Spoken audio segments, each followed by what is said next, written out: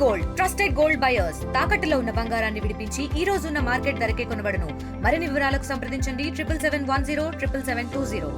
కేంద్రంలో ఎన్డీఏ ప్రభుత్వం ఏర్పాటైన తర్వాత ఎన్నో రకాలుగా ఆంధ్రప్రదేశ్కి అయితే వివిధ రకాల రూపంలో ఎన్నో అభివృద్ధి కార్యక్రమాలు చూడే పరిస్థితి కనిపించాయి. ఇదే క్రమంలో చూసుకుంటే ముఖ్యంగా ఈ మధ్య కాలంలో ఈ నెల 16వ తేదీన కూడా నరేంద్ర మోడీ రాష్ట్రంలో పర్యటించి వివిధ రకాల అభివృద్ధికి శంకుస్థాపన చేసిన పరిస్థితి కనిపించాయి. ఇదే క్రమంలో ఇటువంటి డెవలప్మెంట్స్ ఏ విధంగా జరుగుతున్నాయి, ఏ వరాలు మనకు కురిపించారనే అంశంపై మనతో పాటు మాట్లాడడానికి విజయనగరం జిల్లా బీజేపీ అధ్యక్షులు రాజేష్ వర్మ గారు మనతో పాటు. సార్ చెప్పండి సార్, ముఖ్యంగా చూసుకుంటే ఎలా చూడాలి ఏంటి ఈ మధ్యకాలంలో వచ్చినటువంటి నరేంద్ర మోడీ గారు ఏ విధంగా మనకు అభివృద్ధి కార్యక్రమాలకు సంబంధించి శంకుస్థాపన చేశారు, దానికి సంబంధించినటువంటి ఏంటంటే ఉన్నాయి?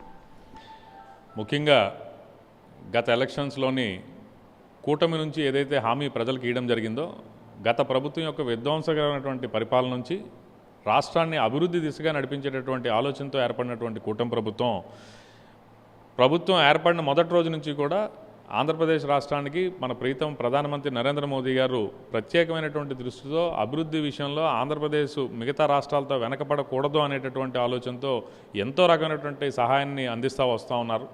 దీనికి మనం చూసుకున్నట్టయితే ఈరోజు రాష్ట్రంలో జరుగుతున్నటువంటి మౌలిక సదుపాయాల కల్పన విషయంలో తీసుకున్నట్టయితే ప్రతి రోడ్డు కానీ ఎన్ఆర్జీఎస్ నిధులతోటే వేస్తున్నటువంటి పరిస్థితి. పల్లెల్లో కానీ అలానే పట్టణ ప్రాంతాల్లో కానీ ఎక్కడ చూసినా కూడా సీసీ రోడ్లు, అలానే ఈరోజు 4 లేన్ల రోడ్లు, అలాగే మనకి కొత్తగా వచ్చినటువంటి రాయ్పూర్ గ్రీన్ఫీల్డ్ హైవే ఏదైతే ఉందో మన విజయనగరం మీదుగానే వెళ్తుంది.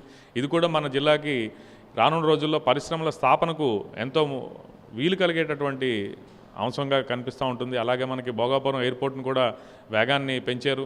దాని కన్స్ట్రక్షన్ కూడా అతి త్వరలోనే 1 సంవత్సర కాలంలోనే పూర్తయి అది కూడా అందుబాటులోకి వస్తుంది. ఇలా తీసుకున్నట్టయితే ఏ రకమైనటువంటి మౌలిక అభివృద్ధి తీసుకున్నా కూడా అందులో స్పష్టంగా ప్రీతమ ప్రధాని నరేంద్ర మోదీ గారి యొక్క ఆపన్హస్తం కనిపిస్తూ వస్తూ ఉంది మన రాష్ట్రంలో. అలానే అహర్నిశలు శ్రమిస్తున్నటువంటి మన ప్రస్తుత ముఖ్యమంత్రి వర్యులు నారా చంద్రబాబు నాయుడు గారు కానీ, మన ఉప ముఖ్యమంత్రి వర్యులైనటువంటి పవన్ కళ్యాణ్ గారు కానీ రాష్ట్రాన్ని అభివృద్ధి పదంలో నడిపించాలనేటటువంటి ఒక ధ్యేయంతో ముందుకు సాగుతూ ఉన్నారు.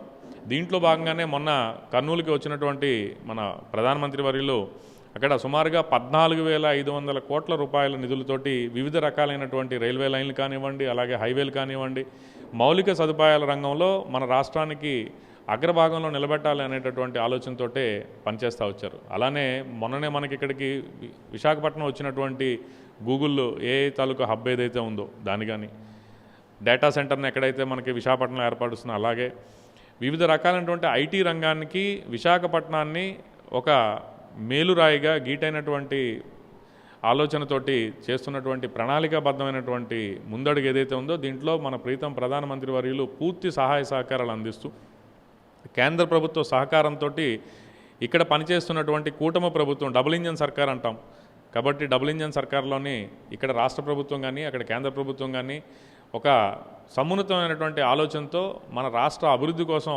పనిచేస్తున్నటువంటి తీరు ఏదైతే ఉందో దీన్ని మనం నిన్న మనకి వచ్చినటువంటి గూగుల్ ఏఐ సెంటర్ ఏవైతే కొత్తగా స్థాపించడం జరిగిందో దీన్ని మనం చూడవచ్చు.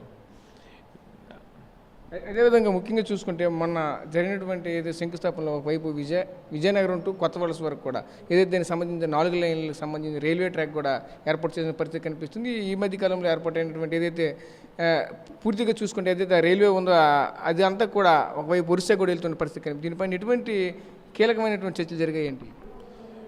ముఖ్యంగా ఈరోజు రైలు మార్గాలు, రైలు తాలూకా కారిడార్ ఏవైతే దీని మీద దృష్టి పెడుతున్నాయి ఇందులో 2 రకాలు. ఒకటి పరిశ్రమలకి వెళ్లాల్సినటువంటి ముడి సరుకుల రవాణా కానీ లేదా పరిశ్రమల్లో ఉత్పత్తి అయినటువంటి వస్తువుల రవాణా కానీ పోర్టులకు వెళ్ళేటటువంటి కార్యాచరణ ఏదైతే ఉందో మన విజయనగరాన్ని తీసుకున్నట్టయితే ముఖ్యంగా ఇది జంక్షన్. ఒకవైపు నుంచి మనకి main line Calcutta to Chennai main line ఒకటి వస్తుంది, ఒకటి మనకి ఛత్తీస్గఢ్ నుంచి రాయగఢ నుంచి వచ్చేటటువంటి విశాఖపట్నం లైన్ ఆర్వీ లైన్ అంటాం దాన్ని. ఈ లైన్ ఏదైతే వస్తూ ఉంటుందో ఇది మనకి విజయనగరం అనేది జంక్షన్. ఇక్కడ కొత్తగా మొన్ననే మనకి పూరి నుంచి సూరత్కి కూడా ఒక అమృత్ భారత్ రైల్ని వేశారు. అది మన విజయనగరం జంక్షన్కి వచ్చి తిరిగి మళ్ళీ ఆర్వీ లైన్ మీదుగా సూరత్ వెళ్ళేటటువంటి పరిస్థితి. ఇది వస్త్ర వ్యాపార రంగంలో ఉండేటటువంటి వాళ్ళకి ఈ రైలు ఎంతగానో ఉపయోగపడేటటువంటి